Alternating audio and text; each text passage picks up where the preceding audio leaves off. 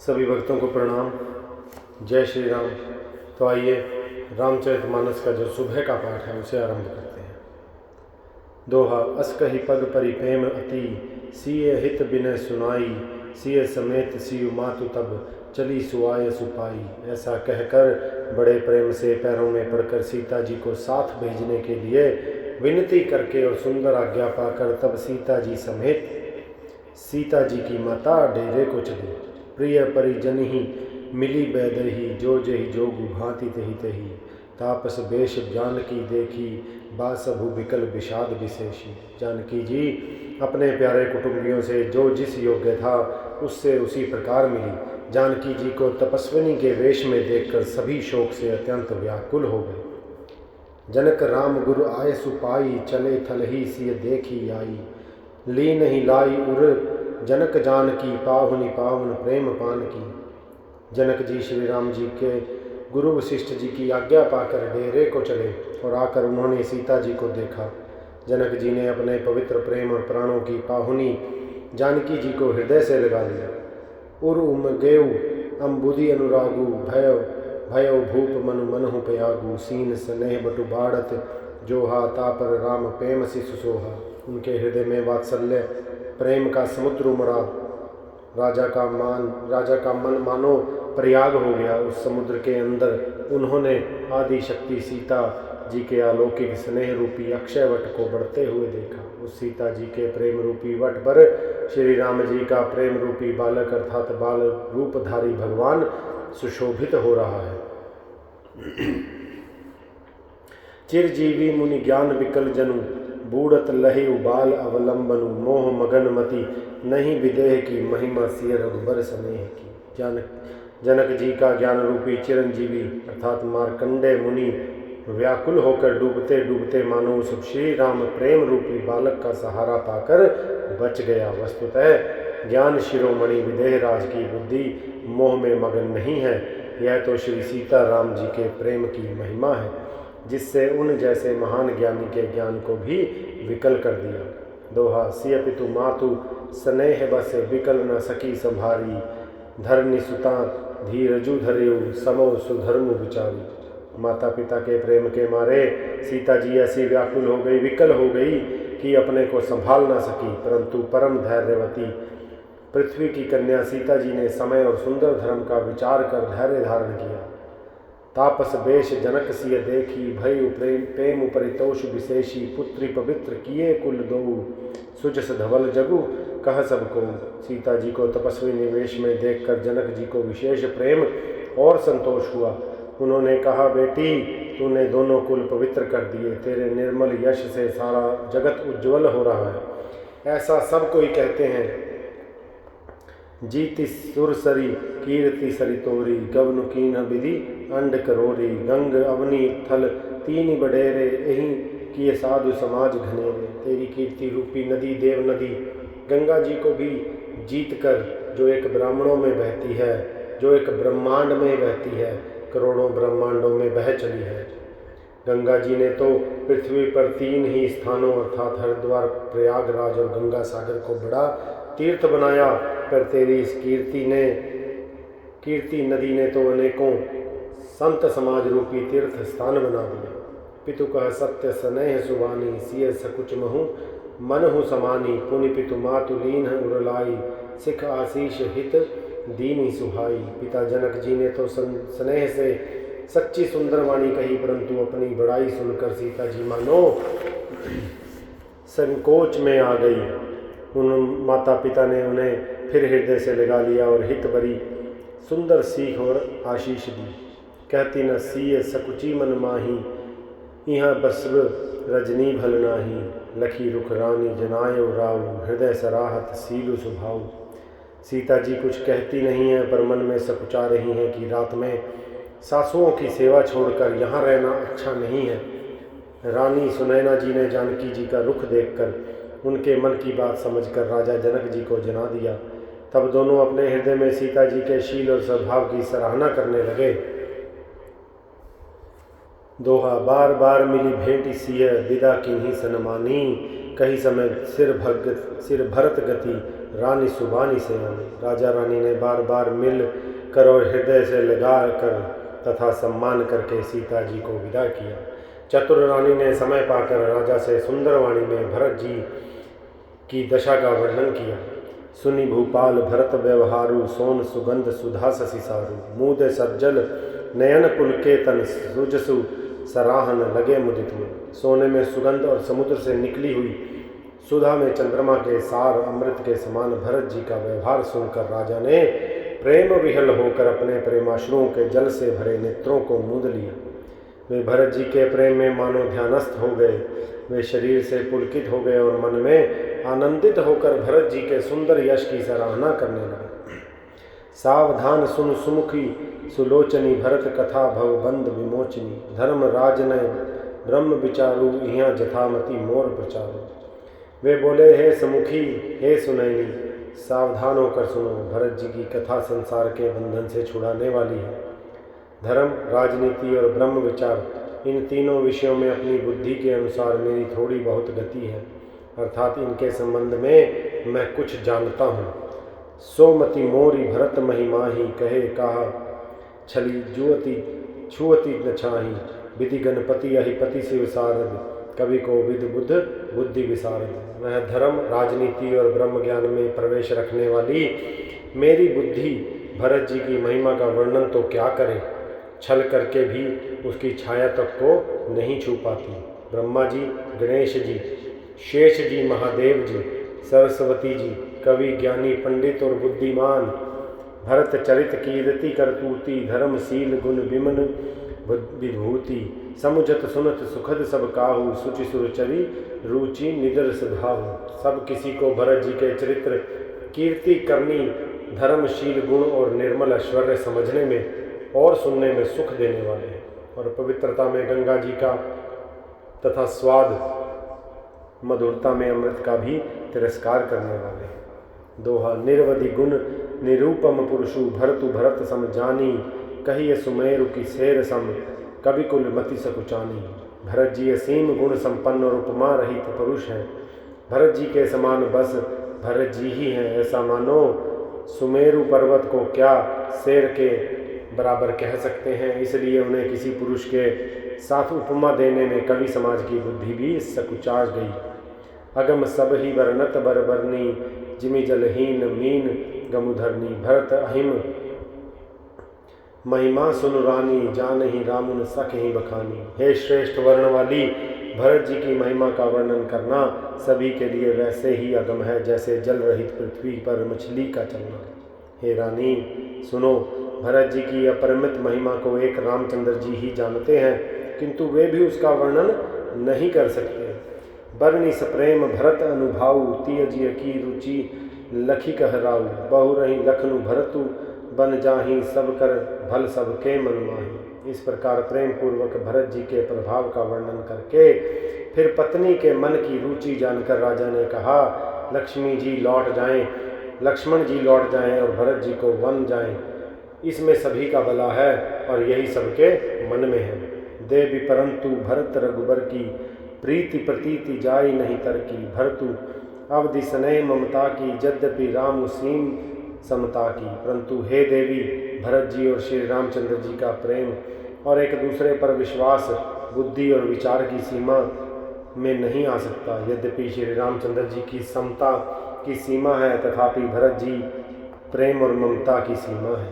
परमारथ स्वार्थ सुख भार सारे, भरत न सपने हूँ मन हूँ निहारे। साधन सिद्धि राम पगने हूँ, मोहि लखी परत भरत मत एहू। श्री रामचंद्र जी के प्रति अनन्य प्रेम को छोड़कर भरत जी ने समस्त परमार्थ, स्वार्थ और सुखों की और स्वप्न में भी मन से नहीं ताका है। श्री राम जी के चरणों का प्रेम ही उनका साधन है और वही सिद्धि है। मुझे तो भरत जी का बस यही एकमात्र सिद्धांत जान पड़ता है। दोहा। भोरे हूँ भरत न पेलही, मन सहूँ राम रजाई। करिय न सोचु स्नेह बसे, कहे भूप बिलखाई। राजा ने भिलक कर प्रेम से गदगद होकर कहा, भरत जी भूल कर भी श्री रामचंद्र जी की आज्ञा को मन से भी नहीं टालेंगे, अतः स्नेह के वश होकर चिंता नहीं करनी चाहिए। राम भरत गुण गणत स्प्रीति, निशि दंपति पलक समबीति। राज समाज प्रात जुग जागे, नहाई नहाई सुर पूजन लागे। श्री राम जी और भरत जी के गुणों की प्रेम पूर्वक गणना करते, अर्थात कहते सुनते पति पत्नी को रात पलक के समान बीत गई। प्रातः काल दोनों राज समाज जागे और नहा नहा कर देवताओं की पूजा करने लगे। गे नहाई गुर पही रघुराई, बंदी चरण बोले रखुपाई। नाथ भरतपुर जन्म हतारी, शोक विकल बनवास दुखारी। श्री रघुनाथ जी स्नान करके गुरु वशिष्ठ जी के पास गए और चरणों की वंदना करके उनका रुख पाकर बोले, हे नाथ, भरत अवधपुरवासी तथा माताएं सब शोक से व्याकुल और वनवास से दुखी हैं। सहित समाज राव मिथिलेशु, बहुत दिवस भय सहत कलेशु। उचित होई सोई कीजिए नाथा, हित सब ही कर रो रे हाथा। मिथिलापति राजा जनक जी को भी समाज सहित कलेश सहते बहुत दिन हो गए हैं, इसलिए हे नाथ, जो उचित हो वही कीजिए, आप ही के हाथ सभी का हित है। अस कही अति सकुचे रघुराई, मुनि पुल के लखी सीलु सुभाई। तुम बिनु राम सकल सुख साजा, नरक सरिस दुहु राज समाजा। ऐसा कहकर श्री रघुनाथ जी अत्यंत ही सकुचा गए। उनका शील स्वभाव देखकर प्रेम और आनंद से मुनि वशिष्ठ जी पुलकित हो गए। उन्होंने खुलकर कहा, हे राम, तुम्हारे बिना घर बार आदि संपूर्ण सुखों के साज दोनों राज समाजों को नरक के समान है। दोहा, प्राण प्राण के जीव, सुख के सुख राम। तुम तजितात सोहात गृह, जिन्हि तिन्हि विधि बाम। हे राम, तुम प्राणों के भी प्राण, आत्मा के भी आत्मा और सुख के भी सुख हो। हे तात, तुम्हें छोड़कर जिन्हें घर सुहाता है, उन्हें विधाता विपरीत है। सो सुख कर्म धर्म जरि जाऊ, जह न राम पद पंकज भाऊ। जोग कुजोग ज्ञानु अज्ञानु, जह नहीं राम प्रेम परधानु। जहाँ श्री राम के चरण कमलों में प्रेम नहीं है, वह सुख कर्म और धर्म जल जाए। जिसमें श्री राम प्रेम की प्रधानता नहीं है, वह योग है और वह ज्ञान अज्ञान है। तुम बिनु दुखी सुखी तुम ते ही, तुम जानहु जिय जो जही के ही। राउर आयसु सिर सब ही के, विदित कृपाल ही गति सबनी के। तुम्हारे बिना ही सब दुखी हैं और जो सुखी हैं वे तुम ही से सुखी हैं। जिस किसी के जी में जो कुछ है तुम सब जानते हो। आपकी आज्ञा सभी के सिर पर है। कृपालु, आपको सभी की स्थिति अच्छी तरह मालूम है। आपू आश्रम ही धार्य पाऊ, भयु स्नेह शिथिल मुनिराऊ। करी प्रणाम तब राम सिधाए, ऋषि धरि धीर जनक पही आए। अतः आप आश्रम को पधारिए। इतना कह मुनिराज स्नेह से शिथिल हो गए। तब श्री राम जी प्रणाम करके चले गए और ऋषि वशिष्ठ जी धीरज धरकर जनक जी के पास आए। राम बचन गुरु नृप ही सुनाए, सील स्नेह सुभाए सुहाए। महाराज अब की जय सोई, सब कर धर्म सहित हित होई।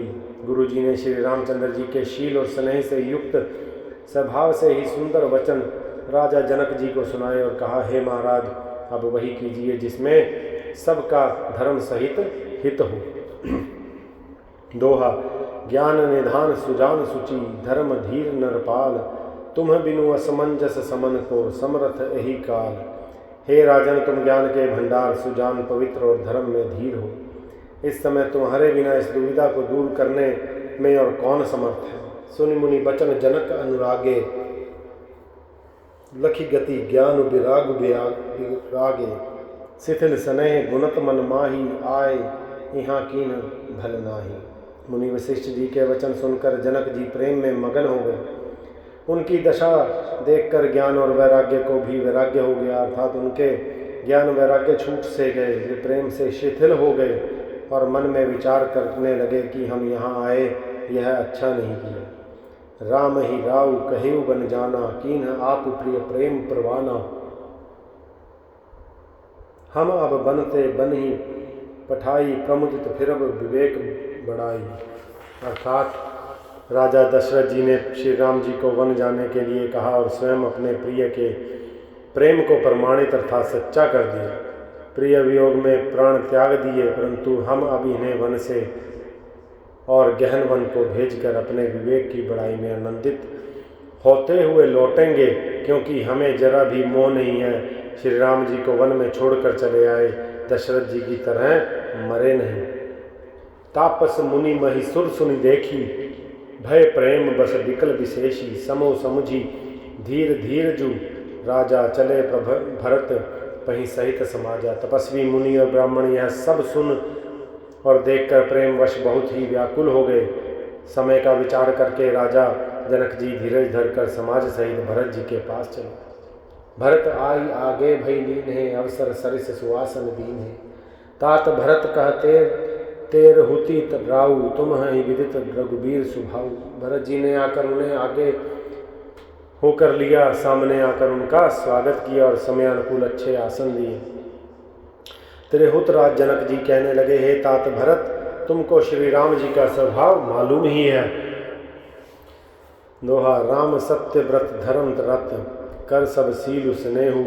संकट सहत सकोच बस, कहिए जो आय सुदेहु। श्री रामचंद्र जी सत्यव्रती और धर्मपरायण हैं, सबका शील और स्नेह रखने वाले हैं, इसलिए वे संकोच वश संकट सह रहे हैं और तुम जो आज्ञा दो वह उनसे कही जाए। सुनितन पुलिक नयन भरी बारी, बोले भरतु धीर धरी भारी। प्रभु प्रिय पूज्य पिता, सम आपू कुल गुरु सम, हित मायन बापू। भरत जी यह सुनकर पुलकित शरीर में नेत्रों में जल भरकर बड़ा भारी धीरज धरकर बोले, हे प्रभो, आप हमारे पिता के समान प्रिय और पूज्य हैं और कुल गुरु वशिष्ठ जी के समान हितैषी तो माता पिता भी नहीं है।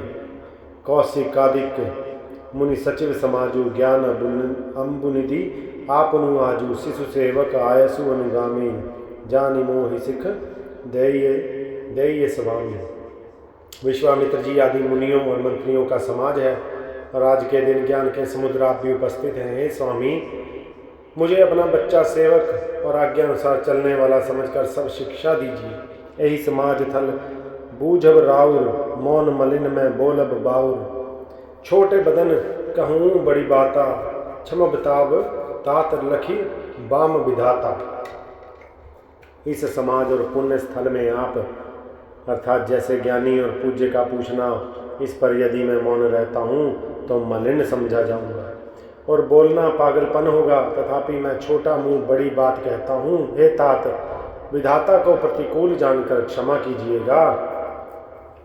आगम निगम प्रसिद्ध पुराना, सेवा धर्म कठिन जगु जाना। स्वामी धर्म स्वार्थी विरोधु, बैरवंद प्रेम ही न प्रबोधु। वेद शास्त्र और पुराणों में प्रसिद्ध है और जगत जानता है कि सेवा धर्म बड़ा कठिन है। स्वामी धर्म में अर्थात स्वामी के प्रति कर्तव्य पालन में और स्वार्थ में विरोध है, दोनों एक साथ नहीं निभ सकते। वैर अंधा होता है और प्रेम को ज्ञान नहीं रहता। अर्थात मैं स्वार्थवश कहूँगा या प्रेमवश, दोनों में ही भूल होने का भय है। तो भक्तों, अब सुबह के पाठ को यहीं पर हम विश्राम देंगे और संध्या को फिर से आपसे मुलाकात होगी। तब तक हमें आज्ञा दीजिए। जय श्री राम।